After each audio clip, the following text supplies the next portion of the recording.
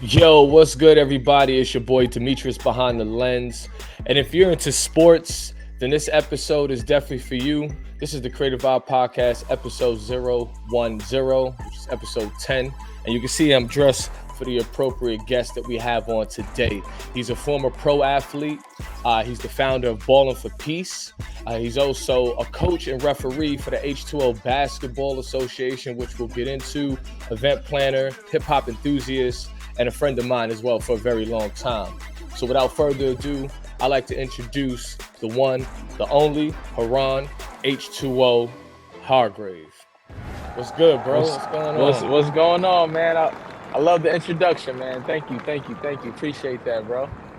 Nah, no doubt. It's only right that I do, the correct intro, trying to be, one of the best to do it out here. It ain't Club Shay Shay yet, but, we're getting there. We're getting there. Nah, you But definitely will. You always have the best aesthetics. Your stuff is always good. That's why you was one of the first, videographers and photographers coming and getting you your pictures right away. I remember you used to come and, yo, H, I got them right now. It's like, oh wow, that's dope. You know what I mean? You come with your camera on your hip, like it's a bomb, yeah, like So I always yeah, remember John that. Wayne, So that was John Wayne pretty dope. Yeah, style. yeah. So yeah, congratulations to you and your next adventure, man. It's pretty dope. Thank you, man. I appreciate you coming on. It's been some time I've had my eye on getting you on the show. It's a passion project of mine, and as I have time, I like to try to do that and highlight the creatives and other people within that realm. Because just because you're not a photographer or videographer doesn't mean you don't have some sort of creative ideas in what you do. And obviously, I've been a part of some of your organizations and events that you have done. And I like what you're doing. One, I love the game of basketball. As you can see, I'm a Knicks fan to the death of me. Love the NBA. Love the fact that you play ball professionally and overseas. And also the fact that you're doing something for the community, giving back, and anything with peace and helping the hood or helping the community or helping New York or anywhere around the world, the youth, being that I'm a parent as well, is very commendable. So I'm happy to be able to sit down with you. So thanks. Not to take too much time, because I know you're in the midst of your day over there in New York and I'm over here in London. But for as many people that do know you, for as many people that do know you, there's many people that don't. So what I would like to do, what I do with all my guests, is we go back in the past and we Yeah. talk about the beginning parts of your life. So Yeah. if you could, for me, could we dive back to where H2o, or Haron, however you want me to call you, like, where are you from? Where did you grow up? And how did your journey start in life? And what led Mhm. you to basketball, the game of basketball? So my journey is it started off in Queens, New York, born and raised Southside Jamaica, Queens. Shout out to You Queens. know, yeah, 119 in Merritt to be exact. I live by Roy Wilkins Park. It's a big park in Queens, a big national park in Queens. It's one of the places where I hone my game too, just playing ball. My mother actually got me into basketball. She used to have her own basketball tournaments. So I like to say I've been playing ball since I was 3 years old. That's I can remember, my mother give me the ball and I'm dribbling the ball and stuff. At three. She used to run a tournament at St. Albans Park in Queens where Mark Jackson, Anthony Mason, God rest his soul, also played in my mother's tournaments. It was super Wow. dope. Yeah, and as a kid, I used to see that growing up. In our attic, we had an attic in my crib. It was nothing but trophies and stuff. So I saw that. That was my upbringing. You know what I mean? Basketball. My mother bought me a basketball hoop in my backyard, and I used to Wow. play ball every day. I used to play this. I had my own game. Me and my brother, we created a game as youth on Saturday and Sunday. Every Saturday and Sunday, we had to score 1,000 points. A layup is two, right? A Wow. free throw is one, and the 3-pointer. We made a mark on our, Yeah, yeah. in our garage, like in our garage area, and Mm-hmm. that was a 3-pointer. So we had to score 1,000 points every Saturday and Sunday. So I started my Wow. own training, my own basketball. Nobody really taught me when I was younger. I just Mm. like from watching players. My favorite player was Scottie Pippen growing up. you would think it was Michael Jordan. I used to love the Chicago Bulls, but I love Scottie Pippen. He was an all-around player, and he was one of my favorite players of all time. Like he still is. He's one of the 50 greatest players in the NBA, and he's one of my favorite players growing up. So growing up in Southside Jamaica, Queens, going to PS30, that was my middle school, junior high school 72. Lloyd Banks went to there as well too, but he was, a little older than me. But we Shout out to both Banks. went there. Yeah, shout out to Lloyd Banks, Christopher Lloyd. And I went to my high school was Campus Magnet High School. It used to be called Andrew Jackson. When I got there, it Yeah. was Campus Magnet, and I used to play for the winningest coach in public school basketball history. His name was Charles Granby. He had passed away, and Coach Ron Clario, who's at Cardozo High School, he's the winningest coach in PSL basketball history now, and he's still coaching. He actually coached in my Holiday Classic 2 weeks ago as well too. And he actually, technically, this is probably history. The coach from Susan Wagner and Staten Island came late to the game. He wasn't going to be able to make it on time. So Coach Ron Clario, you have to have a certified coach to coach the team. He sat in for Susan Wagner, a Staten Island team. So he technically got 2 wins in one day. And That's so crazy. shout out to So Coach he Ron double cut. Clario. He double cut. Yeah. So shout out to Ron Clario. But that's my upbringing, Southside Queens, playing ball my entire life, going, playing in different tournaments and different stuff like that. But my mother, put that ball in my hands and I never put it down. You know what I mean? So that's, Wow. my kind of my upbringing. That's really dope, man. It's very so you basically kind of were brought up in a well, obviously being from New York, I know that on every playground there's a basketball, there's a basketball hoop, a basketball court.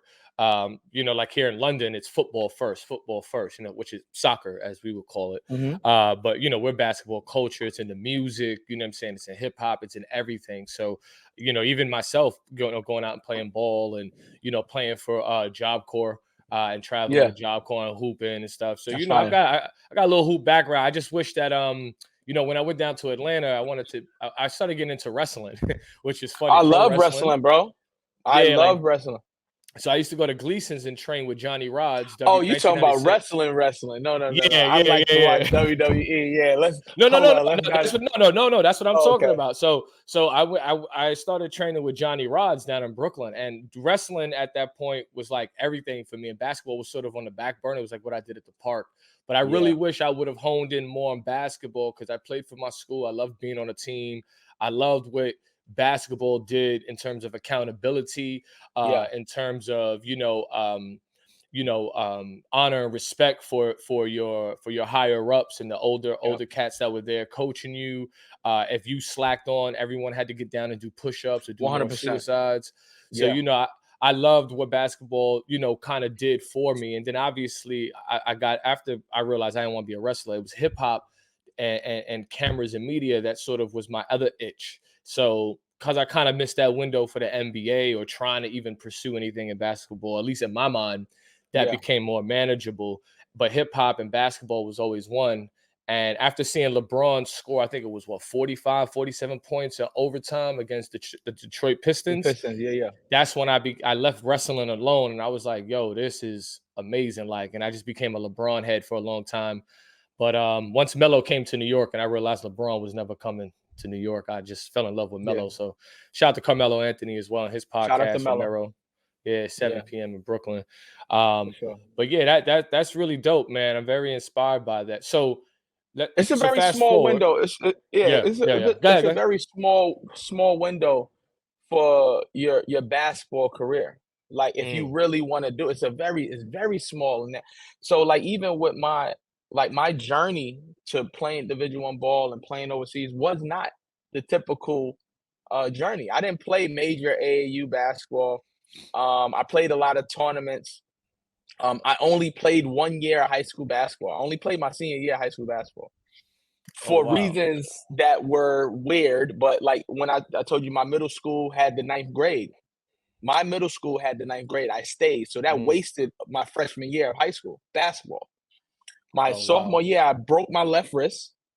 So my junior year, at playing in a tournament right before the season, Allen Gardens, broke my left wrist. Hairline fracture, boom. My junior year, I break my left arm up here. Dang. Done. So I didn't right before the season starts. Right, everything happened right before. I thought it was cursed. I thought I was cursed and I wasn't supposed to go to that school because I at first I was not supposed to go to the school I went to, Mm. and so I literally was just had to do my books, and one of the craziest feelings is just to be in school, as not being an athlete. Yeah. So it because that's what I know. So all I had was my senior year, and I did my thing. All Queens, first team, honorable mention, all city. My team And didn't you were make the what? playoffs though. You were a point guard, weren't you? PG. A You were point point guard, guard. shooting guard. I was like a combo guard. Like you think of like Allen Iverson, but who has a jumper. You know what I'm saying? I could Okay. shoot that pill. You know Okay. what I mean? I was quick, one move. You know, Was there any? Was at that time? Was there any players that, like, let's say your top 3 point guards, maybe Stephon Marbury, Allen so Iverson? Like, who were Allen the guys you Iverson was looked up to? he was my favorite player. Allen Iverson, my favorite player during that era. Him. Um, I used to like shooters too. Like back in the like older guys. Like I used to watch like Mark Price. He used to play for the Mm. Cleveland Cavaliers. I used to like him. I like snipers. I like BJ Armstrong from the Bulls.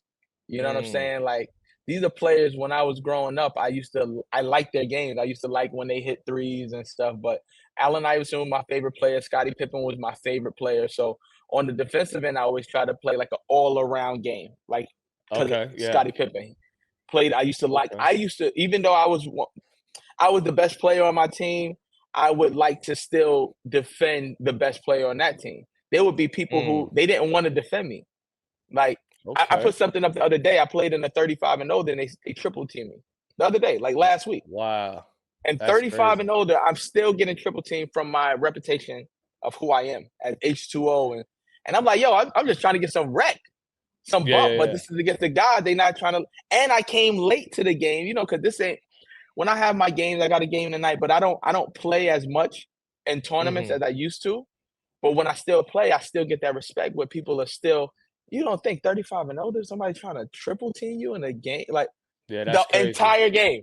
I'm like, yo, y'all That's are crazy. wilding for that. Like, we all got to get up and go to work tomorrow. Y'all are like, and then Yeah. they got the nerve, like, oh, it was crazy. But that's what it is. When you have a name like that, I can't go on a court and just Yeah. go Your up and down and be reputation like, I'm just precedes. trying to Yeah. get some rep. Precedes you. 100%. Yeah. It's whack. It's Definitely. crazy. Yeah, yeah. But That's it's a good crazy. thing, though. So, Yeah. so how, do you feel like, are you disappointed that maybe you didn't have a chance to maybe get drafted to the NBA, or, like, have a chance at playing, basketball with the National Basketball Association? I did what I could. Mm. It was at times where I didn't watch the NBA anymore. I didn't watch college basketball anymore after I Mm. graduated. That time, that mental space, you got like a lot of people don't understand when you play a game your entire life, elementary Mm. school, middle school, junior high school, college, right? And then you get to the pro level, right? And then it's all in somebody else's hands. It's not no longer Yeah. what you can do, it's who you know at that point. Mm. And if Mm. you don't have a good agent, even going to get a job in Spain, I remember it was like 450 people for one job. Like That's crazy. overseas in the pro ball is not all it's cracked up to be. And that's one of the reasons Oh, why wow. I played overseas. I did what I had to do, but I wasn't up for like getting recruited every day. Like every year you Mm. got to get it's like a modeling agency almost. It's like you're up for Wow. recruitment every single year. Or like So getting traded that's every year from one team to the next if you're in the yeah. NBA, right? So like in the Wow. NBA, they're comfortable, bro. If the NBA was ran how they run overseas, there Yeah. would be a lot more players. Like there wouldn't be no load management, bro.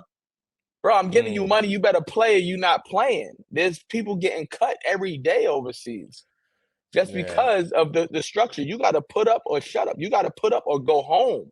Like you're not Mm. gonna sit here and get paid and not play. Like if you're injured, bye. Like Yeah, they that's it. bougie, but I think maybe the funding is probably less, or something, like, because I think the NBA just Yeah, has so much.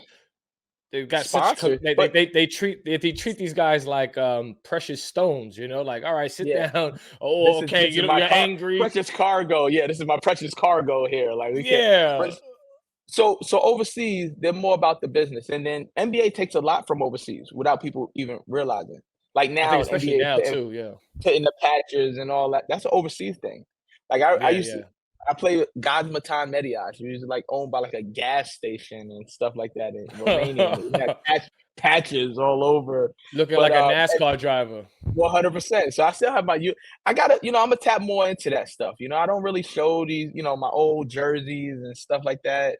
Um, but I'm gonna start doing a lot more of that stuff, because some people they just know me from my work in the community and stuff like that. They don't really know the background of who I Hmm. was and how I got here and why people respect who's doing it. Because it's Yeah, one because thing, yeah, yeah. No, I was gonna say because it's what I one thing for go. Yep, go ahead. Go ahead. Go ahead. Go it's ahead. one thing for somebody to just come and do this community work and people like, who the hell are you? Like, you know what I'm saying? And it's another where you come from a whole nother industry where people know you from your basketball, Yeah. your street ball, right? I played ball up. I was on national TV playing the ball up street ball. Sebastian did his interview earlier just with on It Is What It Is. But Yeah. Sebastian was really like that. Sebastian was Mm. a dominant player, bro. And people forget the impact that these people have because they're not in the media every single day. So Yeah. every day Yeah. that Yeah. goes on, you're older and older and older, and You more get young swept under kids the don't rug. Yeah. Yeah. You get swept swept under the under the rug. rug. Yeah. I asked some of these kids the other day, "Oh, you know who Sebastian Telfair? Who's that?" Telford. They don't know who he is Him and LeBron because was sharing. Him and LeBron shared a cover. Coming Impact. Was he went to Lincoln, didn't he? Like he went Lincoln to High Lincoln School. High School, yeah, in Brooklyn. Yeah. He made it Yeah. from the PSAL, the public school athletic league. He made it from public school in New Oh, the York. PAL. Yeah, I know the PAL. P Yeah, the P P green no, logo. PS Yeah. no, the PSAL, not PAL, the Oh, the PAL. Okay. PSAL. Okay. Yeah, so Well, PSAL is still, like still, the public that high school basketball league, right? So 100%. he made it from there, and he That's was crazy. 6 foot maybe, and LeBron 6'8", Dwight Howard 7 foot. These are different breeds, right? But Yeah. he did it in New York City, and he was undersized as well too, but he was really like that. He had like going back, he had Jay-Z coming to his games, Derek Mm. Jeter. He had sold out the Garden for a public school basketball game. You understand? So shout out to Makes Sebastian. sense. He coached me in ball up street ball. He coached me. He was like the celebrity coach when I was on this Yeah, national TV show called Ball Up Street Ball. And I wowed out. I wowed out with him as my coach. And that's I made dope. it to Vegas and all that other stuff for the TV show and Wow. everything. You can check that out. Ball Up Street Ball, like the professor, Bone Collector, all of these guys was a part of that. Shout out to them as well too. It's kind of Yeah. like well that's crazy and that's a dope experience. It's kind of like hip hop, right? Like, the older you get, like the new generation, it seems like there's like a disconnect where the last generation, only a few speckles kind of roll over to the next generation, right? Or Mhm. maybe the few guys they heard from their older brother, they're like, oh yeah, or if they or the few that like 50 Cent will still pass on because of the but they know him as For the maybe power, more of an actor. Yeah, but maybe they know 100%. him more as an actor, and the impact of 50 for their eyes are more like, nah, that's what's his name from Power, or that's opposed to That's Get Rich or Die Canaan. Trying 50. Yeah, that's Kane. They'll say Kanan before they say like Get Rich or Die Trying. It's like Kanan, Yeah, like nah, yeah. that's Curtis That's Jackson, fifth. 50 Cent. Yeah, that's That's fifth. fifth. Like That's you know, mixtape king. That's Big Queens. that's So totally yeah. That's a Who Kid on mixtapes down there on the street with the Africans selling it and all that. Like, but I was there, grew up in that that's era, crazy. man. That's my era, man. So Well, you I from the heart seen of it. Queens, so the The way I met Queen. you, going back to people knowing you, is I met you, and I wasn't really, I don't think I was aware that you played ball yet. I met you with I Graph. one of Shout mine. out to Graph. Yeah. Shout You out know to what I'm Graph. saying? Shout out to ZR. Yeah. Yeah, Yeah. and like I kind of seen you here and there with him, and I thought maybe you was an artist at first. You know what I'm saying? Because Graph, got his guys around him and stuff, and then eventually I got invited to the first, and I still got all the pictures as well, by the way, if you need The any of that bowling from joint. the Yeah, I the need Bowling some for of that. Peace, which is pretty Bowling for Peace iconic. bowling edition. Yeah. Yeah, because what's his name? Shiggy, he was there at the time, and now he's blown up quite to become someone. Obviously, R.I.P. to Fred the Fred, Godson, who we have so many Jacquay. pictures with him and Jacquay. Jamel Maya Howard. Lee, Uh, yeah, shout out to Amadeus. So many people that came out for that event, which was really cool. So, I Mr. definitely, Commodore, all of those yeah, people who showed up, and yeah, it yeah, was who's who of New York, and yeah, I'm gonna bring that back again this year, but when we had the pandemic and stuff like that, it kind of slowed those things down. And I kind of 100%. was, it takes a lot to do those things and to put Well, it and bring I was gonna everybody together. ask. So, what I was gonna ask is now being at all right, basketball, grown up, Mhm. you took that journey. Wh- I read somewhere that something happened to a friend of yours in 2008, and so how do these programs, like, for the people that don't know, how do these programs come about? For the Balling for Peace, how did what made you like full on go with that? Could we tell that So story? yeah, we can get into that. So when I my best friend Mark Arrington had got tragically killed in Hollis, Queens, uh, Mm, in front of a friend's home. He was in a car, and one of my teammates in high school, Mark Arrington was, and also my other teammate Mike was. They were both in a car. Um, and they got Mike. I mean, I'm sorry, they got Mark, and it was crazy. You know what I'm saying? So I was away in school at the time. I heard the news, and I wanted to do something positive when I came back. So I started something called Queens Day. Me and my boy Dave Buckner, we started something called Queens Day, and that became Queens Week, and we did it for some mm, time, and then shortly after that, a few years we've been doing that. We did a basketball tournament, and we gave out $1,000 at that time. It was 2 game elimination. We still do that. We still do that. okay. But fast forward, Ballin for Peace became Ballin for Peace in 2015. We started the celebrity game. I started that, and that was at Baruch College, and Mm. we had everybody there: Math Hoffa, Little Mama, uh, Fred the Godson, God rest his soul. Everybody was there, and that's where I debuted Graf back. And we had a show with Graf. I mean, the halftime show I had Graf perform, and everybody was like, "Oh wow, Graf's still doing it." They didn't really know he was, because they remember him from Black Hand and all that other stuff. And kind of put I had close to 2,000 people at Baruch College, my first ever Wow. Ballin for Peace celebrity basketball game. We had so many people that Jim Jones, I'm sorry, I forgot. Jim Jones played in the game. DJ Just. We had Kel Spencer, and what's the lady name? Ah man. Man, she was on Hot 97 back in the day. Uh Dang, I can't remember her name right now, but Not she was Jazzy also. Joyce, right? No, man, oh, she's gonna kill me for this, but Not Angie um, Martinez. nope, nope, nope. No. She was before Angie, and she was Oh wow. Okay. Okay. I can't remember. I can't That's remember all right right. now. Don't worry about it. It's all But right. yeah, we had everybody come out. It was super packed and everything like that. And then that's where Ballin' for Peace celebrity basketball game started. News One, Erica Ford from Life Camp, everybody was there, and it was super super dope. And that's where we started. It was because of the whole Mike Brown and Eric Gardner situation. It was a lot of stuff. The Exactly. Compton Yeah. community, it was very bad. The friction was crazy, but There was Sean Bell too, right? The Sean Sean Bell Bell, situation. yeah, it was very. Steph Lover, that's her name, Steph Lover. Okay, yeah, Steph Lover. Shout out to Steph Lover. Yeah, Right. yeah. So, um, yeah, it was crazy. So, um, at the end of the day, I started that, and then it became like I became the face of peace. So I That's couldn't just crazy. do a one-off. It was like I got to keep doing this. So do you Um, find a lot of pressure like each year? It's kind of hard to you start Tap something, in. right? Like, and then Mhm. having to live up to either outdoing the last event or other people like, yo, when's the next Ball for Peace joint? Yeah, yeah, Like yeah, yeah. what kind of It trials, happens. like, yeah, like how hard has it been to keep that going each and every year? I commend you on that, by the way. Yo, it's tough, man. Especially it's funding needed, right? So, I've been doing this stuff on a shoestring budget. A lot of this has been Mm, coming out of my pocket. Not a lot. mm, It's been 100% coming out of my pocket.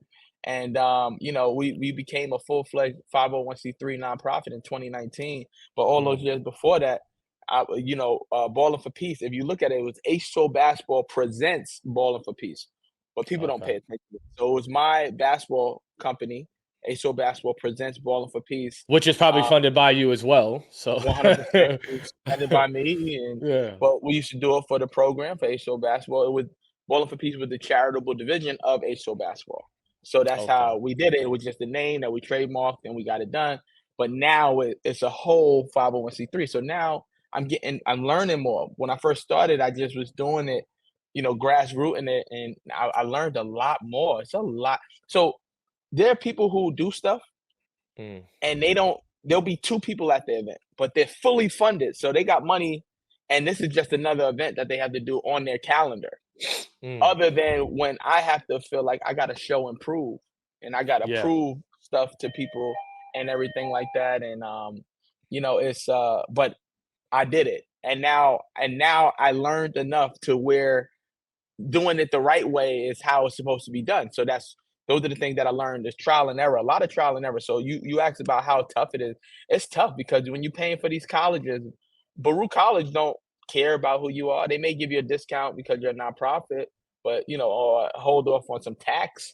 But at the Mhm. end of the day, you still got to pay that 5,000, 6,000 just to put the event on, not including your staff, your DJ, your this. So it's a lot, and a lot of people don't understand that. So, um, I keep on doing it because this is my journey. This is the love. This is what I'm gonna do. This is my life journey. You know what I mean? It's not something I'm just doing to do. Yeah. So what do you think it will take to transition? 'Cause I think what you're doing is it's very valid. It's very Oh, for you've sure. shown a very a good amount of track record doing these events, even from the early times that I've been there, like from like 2017, 2018, even the flag football, which I shot Yeah, as yeah. well in Brooklyn in 2018, which I have pictures from still too, and that was really cool. Like how I wonder, like, what does it take for someone to? Do you need another big name behind you, another NBA player? Like who? Like for anyone who's watching now, even overseas, like what is it that you would need or would like to help take this vision of balling for peace to a level where it's not like you're being triple teamed on the court, so to speak. uh, so we more support, more eyes and ears coming from the people. If you wanna, never really had an axe. We've never Mm, had Bowling for Peace where we had like a GoFundMe and we said we need a certain dollar amount. We're gonna get to that stage where when we start asking a little bit more. But now we're structured in a sense to where that makes sense. okay. Our in school programs, we got to get funded. Where again, like I said, I learned before. It's like when I would say my sponsor decks and I'm asking for $500, people are looking at, oh, this must be some rinky dink hood thing or something like that. I'm not, you know, you're Yeah, asking for people. too Yeah, little. yeah, yeah. It's People too quickly. little. I didn't Yeah, know. For me, I'm like, oh, okay, I'm asking for, something that can help me make this into what it is. And people, oh no, nobody's gonna take you serious. You're only asking for $500. yeah. But there's You also a know, sense and of guilt. There's a sense of guilt for asking for money sometimes too, right? You like, damn, like, is that one too one much? Like, 100%. But it's also who you're asking. You understand what 100%. I'm saying? So if And I'm how asking, and I guess how organized you are to ask to the right person. You might not one, feel as organized to go ask somebody who's got millions of dollars because they're gonna be like, "Nah, your paperwork ain't right," or "This yeah. ain't So together." so the paper, everything has always been like how it was, but I learned along this journey. I keep saying I learned how it's Mhm. supposed to be presented, right? And so what I would say is there will be a lot more acts during upcoming years. Right now in 2024, we will have more presence in that sense of like community Mm. as well. So, and not just like a pop up. We're not just gonna be just like a pop up and people come out and have a great time. Even though those things happen, but at the end of the day, we're gonna be present ourselves a little bit more in the community. I think people don't look at us as a nonprofit because Mm. we don't look like a nonprofit. We don't look Mm. like a nonprofit in a sense because we have so much cool, dope stuff going on. Like Yeah, our artists and music, artists yeah. and music, and so people just think that we already got everything. They come Mm. because we look like a Nike, we look like a, you know what I'm saying? So So at the kinda end of it's the day, kind of it's kind of a double-edged sword. You look like the yeah, part, but now you still need the other oh background for stuff to sure. help. Yeah, But that came that's from crazy. people telling me that the journey. You got to do the journey. You got to do this. You got to do that. So at the end of the day, um, we just need more eyes and ears. We need more support. Like we got the news coming out. We got News One, Pix 11. We had Hmm. Slam out there. We this our last That's event dope. that we did gave out scholarships, $5,000 worth of scholarship. These are the things um, that we are doing and really having real impact. Like I said, I made a speech and I said I'd never been to or played in a basketball tournament where they gave a scholarship to a scholar. Like here, Mm, because we had them go through the process where they submitted paperwork and they applied for it. I even had to bang down the coaches like, yo, hit your seniors so that they can apply for the scholarship. We're giving out money. Like hmm. so it was a lot, but they're not used to Yeah. what they're not used to. Yeah. Yeah. You Yeah. understand? So if somebody's coming, it could be fearful. Like, yo, what's this? You really Hmm. just want to give somebody a yeah, and I don't need you to be the elite. This is why it's needed because you need more eyes in there. We had Class TV live stream all the games for all of these high schoolers, bro. We did a JV day and then the varsity day. You understand? And like Hmm. everybody loved it. The coaches loved it. They're thanking me still. You know what I'm saying? And I'm gonna continue to do that work. It's gonna get done with or without these sponsors, but it would help if I can get Of more course. sponsorship, more grants and funding and everything around that. Well, I'll say this, man. I definitely hope that you can, it continues to grow and that you do get the funding for that. All the rappers out there who like throwing money in the strip club, throw some money at my man H2O and his program. For Put the money into something a little bit more useful. If you don't want to, sure. pay taxes or whatever, or if you want a tax write off, definitely send some money over there. Any So NBA wait, players watching this.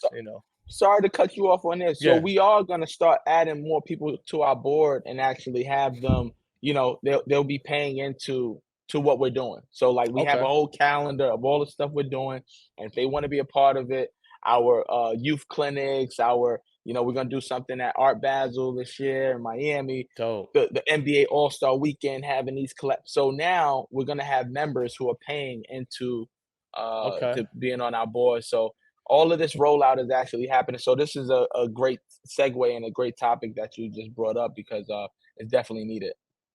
Well, no, well, however I can, maybe we can down the line relink and do Yeah. do some more photo work, do maybe some, a little ad for the program or something like that. I'd like to, try my best to be a part of it because I want to take some of my creative work and get back into, the basketball side because I'm such a fan. I mean, shout out to my guys, CP, the franchise, Knicks fan TV. I'm always tuning in with that. I'm a heavy Knicks fan, So am so I, man. yeah, so just being able to take, I've been in such the hip hop realm for so long that it's like, damn, basketball's right there. And obviously I have you and I know you, so that might be a good way to kind of insert back into there and also do something positive. Nah, for I sure. know time is sensitive, but I did want to just two other things I wanted to talk to you about, which was the H2O basketball program, your coaching program. Um, how you briefly talk about that really quick, and then also your time working with Peak USA Sports and doing the marketing. Yeah, that's cool. No one ever asked me about Pete, but that's pretty dope. So That's H2O Peak. basketball. Yeah, That's yeah, Peak yeah. that they actually about. Yeah. I got about like 4 minutes, All but right, we got the. H2O basketball started. It was my debut in the coaching and training. So H2O started before Ballin for Peace, my first Hmm. event. So I used to I just want to get back. I started doing basketball training with an organization called Game Seven. My guy Mark Barnessen. He started me helping training on the weekends and stuff like that. From I was playing overseas and I would come home and do these trainings and stuff. And Mark got me into learning how to teach how to train because I didn't know. I Mm, just was, I knew how to train myself.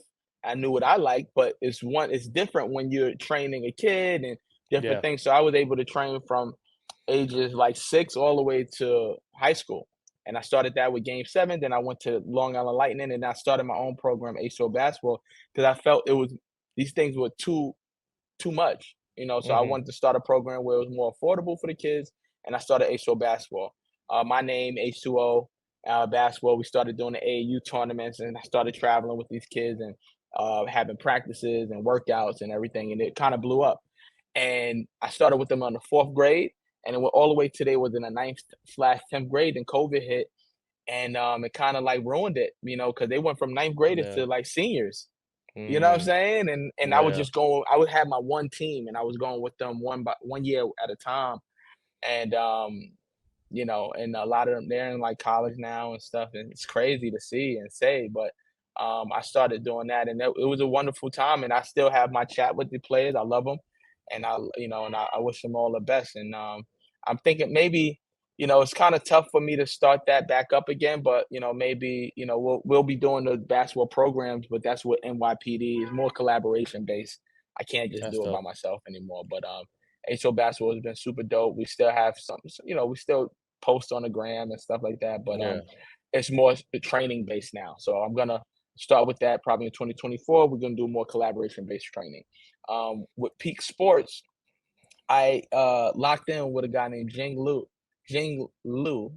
He There was a guy named Dexter who was a part of the marketing team, and they just saw all the stuff that I was doing, and I was able to kind of get them in schools.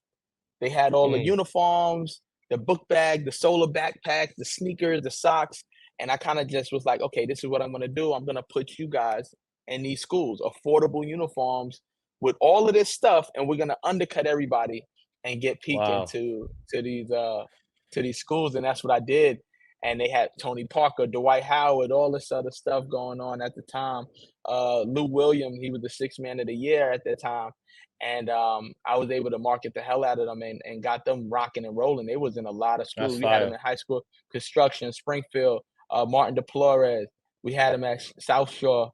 It was yeah, I got them boys rocking. So Peak was actually one. They were doing really really well, and then I was able to get my own vending license with the DOE and started doing my own work with Ballin for Peace. So, but Peak, that was a really good time for me. You know what I'm saying? That's that's hard. Shout out to Peak for giving you that opportunity and seeing the vision. One last question before you go. Yes, Well, sir. H2O, the name. How did you get the name H2O? Is it because it's wet? Is it like, like is that Pure like water. My jump pure shot's like pure like water? water. I got that playing in Hoops in the Sun. I also played in Kingdom, Spring League when I came back. And I scored 57 points and announced the name Woo. Uncle G Stack gave me that name. I hit 12 3-pointers. And a guy named Taz, he also was calling me H2O Crazy before the name like got on. And and everywhere I went from there, Taz, his son is Mr. New York, Marquise Noel, Okay. Yeah, yeah. and Mm, he's playing for the Toronto Raptors right now. But his dad gave me my name, and I just stuck, and it became my business and everything else. So when you hear it, and some people who call me my real name, like in New York, is disrespectful to call somebody their real name when they have a nickname. You understand? yeah, It's yeah. like, That my wife makes fun of that. yeah, She's like, in New York, you guys all have nickname. No one ever goes by the real name. If they call you yeah, Haron, you're it's like, yo, chill, bro, chill. yo, who Like, you talk my government, bro? Like, yeah, and then they word. be acting like they know you. I know him since fifth grade, bro.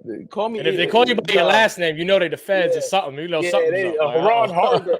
Like, yo, bro, who is this guy, bro? Like, you know Yeah, what I'm yeah, saying? yeah. But No, I yeah. earned that name. I earned it, and it's still, still everlasting and going to where it needs to be. And I'm grateful for it. And the name H2O will continue to live, man. And especially as long as I'm here, we gonna everything H2O, H2O basketball, H2O music, balling for peace. We all here, brother. That's what's up, man. So how can the people find you, man? On online, social media, how can they find you and reach out to you if So they want to fund anything, if they want to reach out and connect with you, collaborate? yeah. So you can find me personally at H205 on Instagram. You can go to Ballin for Peace. That's Ballin, the number four, and the word peace. On Instagram as well too, and ballinforpeace.org is our website. Ballin, the number four, the word peace.org. Go on the website. You can sign up for our newsletter. You can donate there as well too. We have a donation option as well. It's not on the first page, but it shows like how to support Ballin for Peace. You can look at our programs that we have and that we provide. You want to collaborate? Just hit me up.